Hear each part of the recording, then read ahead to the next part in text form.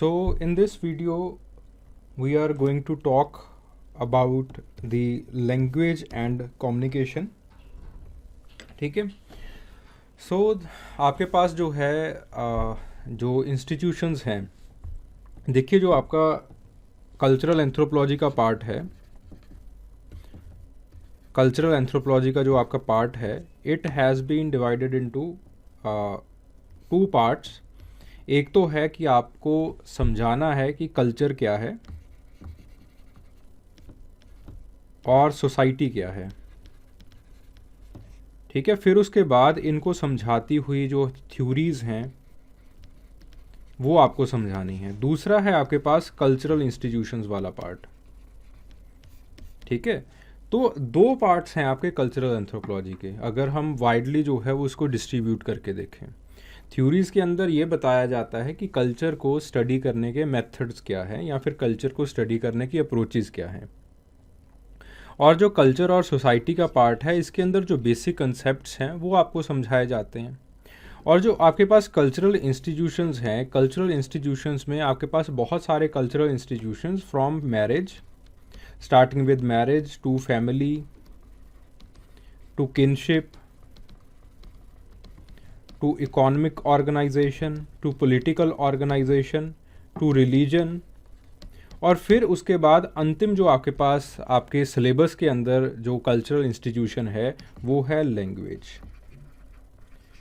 अब लैंग्वेज की खासियत क्या है कि जो आपके पेपर के अंदर, आपके जो सिलेबस के अंदर जो लैंग्वेज दी हुई है, इसका एक खास कंटेक्स्ट है. देखो, लैंग्वेज खुद में ही एक बहुत बड़ा टॉपिक है. आपके पास लिटरेचर्स होती हैं, वो भी लैंग्वेज का एक पार्ट होती हैं. लैंग्वेज खुद में एक बहुत बड़ा संस्थान है जिसकी आपके पास अलग अलग डिसिप्लिन्स जो है वो इकट्ठे होते हैं, तब जाके जो है वो लैंग्वेज कहीं समझ में आती है लोगों को. तो लैंग्वेज को स्टडी करने की बहुत सारी अप्रोचेज़ हैं, बहुत सारे डिसिप्लिन्स बन चुके हैं लैंग्वेज को स्टडी करने के लिए. ठीक है. बट यहाँ पे आपका जो सिलेबस है वो इस तरह से लिखा गया है कि लैंग्वेज को हमने दो कंटेक्स्ट में जो है वो स्टडी करना है. पहला है लैंग्वेज को सोसाइटी के कंटेक्स्ट में हमें स्टडी करना है. दूसरा जो है वो आपको लैंग्वेज को जो है वो कल्चरल कंटेक्स्ट में जो है वो स्टडी करना है.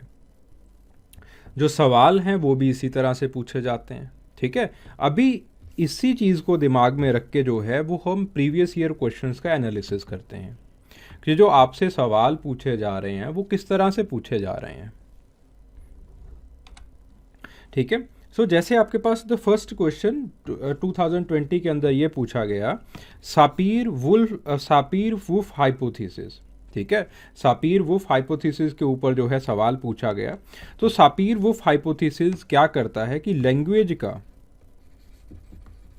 लैंग्वेज का कल्चर के ऊपर क्या प्रभाव है उस चीज़ को जो है वो बताने की कोशिश करता है. ठीक है. सापीर-वुल्फ हाइपोथेसिस कि लैंग्वेज जो है वो कल्चर के ऊपर क्या प्रभाव डाल रही है, उस चीज़ को वो समझाता है. ठीक है. जिस तरह की आप शब्दावली यूज़ करते हो, आपका बिहेवियर जो है वो किस तरह से चेंज होता है.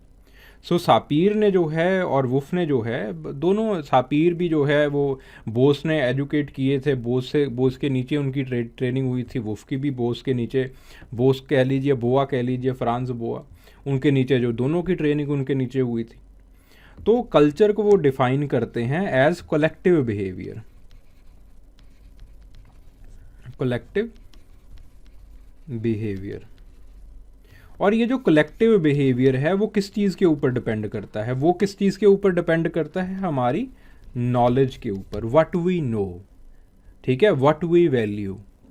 और हमारी जो लैंग्वेज है वो भी हमारी नॉलेज के हिसाब से चेंज करती रहती है, या फिर हमारी जो लैंग्वेज है वो हमारी नॉलेज को जो है वो बहुत हद तक जो है वो इन्फ्लुएंस करती है. ठीक है. तो जब लैंग्वेज आपकी नॉलेज को इन्फ्लुएंस करेगी, किस तरह से करती है, इसके लिए एक अलग से ब्रांच बनाई हुई है लिंग्विस्टिक्स के अंदर, जिसको हम कहते हैं साइकोलिंग्विस्टिक्स. साइकोलिंग्विस्टिक्स. ठीक है. इसके अंदर हम क्या कहते हैं कि जो आपकी नॉलेज है, आपकी जो लैंग्वेज है वो आपकी नॉलेज को डिटरमाइन करती है, या फिर नॉलेज को जो है वो काफ़ी हद तक इन्फ्लुएंस करती है. तो आपकी नॉलेज को क्योंकि ये इन्फ्लुएंस कर रही है, तो ये जो नॉलेज है ये कलेक्टिव बिहेवियर को इन्फ्लुएंस करेगी, यानी कि आपके पास जो कल्चर है उसके ऊपर इसका इन्फ्लुएंस पड़ेगा। सो सापीर-वुर्फ हाइपोथेसिस ये कहता है कि आपके पास जो लैंग्वेज है वो कल्चर को इन्फ्लुएंस करती है।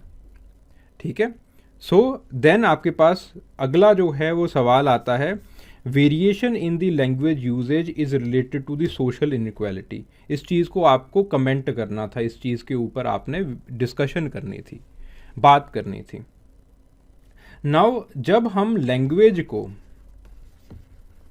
सोशल कंटेक्स्ट के अंदर स्टडी करते हैं तो इस चीज़ को हम कहते हैं सोशो लिंग्विस्टिक्स। ठीक है, this is known as sociolinguistics. Sociolinguistics का मतलब क्या है कि जो आपके पास जो लैंग्वेज है वो सोशल कंटेक्स्ट में कैसे चेंज हो रही है, how it is changing in the social context. Then critically examine that the structure and the content of the language it is influenced by culture। अब आपने सापीर-वुर्फ हाइपोथेसिस किया। सापीर-वुर्फ हाइपोथेसिस क्या कह रहा है कि लैंग्वेज कल्चर के ऊपर जो है वो प्रभाव डालती है। अब क्या है, अब हमने ये शो करना है कि जो आपका कल्चर है वो जो है वो लैंग्वेज के ऊपर प्रभाव डाल रहा है। ठीक है जी, गेटिंग द पॉइंट। अब देखिए, और then the state the theories regarding the origin of the spoken languages. अब जो है वो आपने जो है वो लैंग्वेज की थ्योरीज के बारे में बात करनी है। ठीक है, तो यानी कि आपके पास जो है ये जो सवाल हैं वो 3 तरह से जो है वो पूछे जाते हैं। जो आपके पास ये जो विषय है, ये जो आपके पास लैंग्वेज एंड कम्युनिकेशन का जो विषय है, जो आपके पास लैंग्वेज एंड कम्युनिकेशन का जो आपके पास ये चर्चा है, ये 2 चीज़ों में जो है इनको जो 3 चीज़ों के अंदर जो है वो इसको बांटा जा सकता है। पहली थीम है कि relationship between the culture and language, कि आपके पास जो कल्चर है वो लैंग्वेज को कैसे इन्फ्लुएंस कर रही है और जो लैंग्वेज है वो कल्चर को कैसे इन्फ्लुएंस कर रही है। पहला थीम आपके पास ये है। दूसरा थीम ये निकल के आता है कि सोशल कंटेक्स्ट में जो लैंग्वेज है वो कैसे जो है वो चेंज हो रही है, यानी कि जिसको हम कहते हैं सोशो लिंग्विस्टिक्स। ठीक है, जब हम इसकी बात कर रहे हैं तो इसके अंदर दोनों तरह की लैंग्वेजेस को हम डिस्कस करेंगे। वर्बल आस्पेक्ट भी हम डिस्कस करेंगे और नॉन वर्बल आस्पेक्ट भी जो है वो हम डिस्कस करेंगे। ठीक है, दोनों आस्पेक्ट्स को जो है वो यहाँ पे डिस्कस किया जाएगा। और जो आपके पास तीसरा थीम जो इससे निकल के सामने आता है, that is the origin of language. Language का ओरिजिन क्या है, वो जो है वो आपके पास इसका तीसरा एस्पेक्ट जो है वो निकल के सामने आता है। ठीक है, तो इसका मतलब जो यहाँ से सवाल पूछे जाएंगे वो 3 जो है वो आपसे 3 तरह से जो है वो पूछे जाएंगे। कल्चर लैंग्वेज को कैसे इन्फ्लुएंस कर रही है और लैंग्वेज कल्चर को कैसे इन्फ्लुएंस कर रही है। इस चीज़ को हम कहते हैं लिंग्विस्टिक रिलेटिविटी। ठीक है, तो पहला आपके पास जो थीम है वो है the first theme, it is of linguistic relativity. दूसरा जो थीम है आपके पास that is sociolinguistics and the third is the origin of language और द थ्योरीज ऑफ लैंग्वेज। ठीक है, इन थ्योरीज को अगेन 2 पार्ट्स में डिवाइड किया गया है, बायोलॉजिकल थ्योरी और आपके पास जो है वो कल्चरल थ्योरीज। कल्चरल थ्योरीज को अगेन 2 पार्ट्स में डिवाइड किया गया है, इमिटेशन थ्योरी और आपके पास नीड थ्योरी। ठीक है, इस तरह से थ्योरीज को जो है वो डिवाइड किया गया है। सो बेसिकली जो है वो आपके पास लैंग्वेज का चैप्टर इन 3 थीम से जो है वो आपका कंप्लीट हो जाता है। थ्योरीज ऑफ लैंग्वेज जनरली बच्चों ने कर रखी होती हैं, तो इसके ऊपर मेरा जो दबाव है वो थोड़ा सा कम रहेगा, ठीक है। जो आपके पास ये दो थीम्स हैं, कल लिंग्विस्टिक रिलेटिविटी की और सोशो लिंग्विस्टिक्स की, बच्चे ज़्यादातर इसके अंदर जो है वो अटकते हैं, इसको जो है इसका कंटेंट जो बच्चों के पास जो है वो कम होता है। ठीक है, तो बेसिकली हम जो है वो आगे आने वाले लेक्चर्स के अंदर हम इन दो थीम्स के ऊपर जो है वो चर्चा अपनी जो है वो बना के रखेंगे। ठीक है, so I hope this video it was worth watching. ठीक है, तो आपने कुछ गेन किया होगा। Thank you very much.